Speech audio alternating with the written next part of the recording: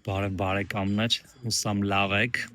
գործողման եմ մեկնում և տրանզիտային օդանավակայանում եմ ու ուզեցա մի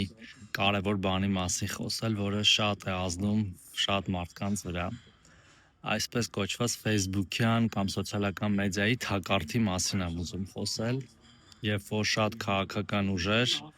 տարբեր գործիքներ օգտագործելով ֆեյքեր, ոչ ֆեյքեր, փակ խմբեր իրենց աջակիցներով փորձում են Facebook-ում տրամադրություն փոխել եւ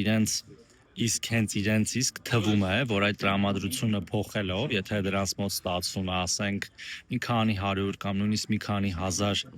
գրառում կատարել այս կամ այն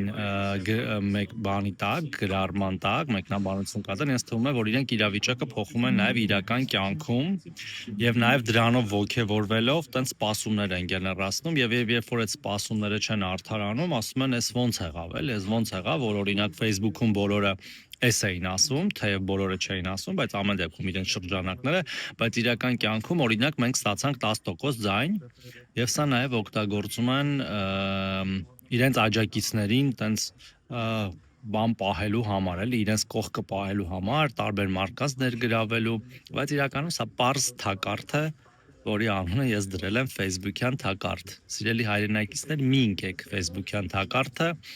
այլ շփվեք իրական մարդկանց հետ, իրենց իրական խնդիրներով եւ նաեւ իրական լուծումներով։ Իրական Հայաստանում Facebook-ում չի ամփոփվում կյանքը։ Կյանք կա նաեւ Facebook-ից դուրս։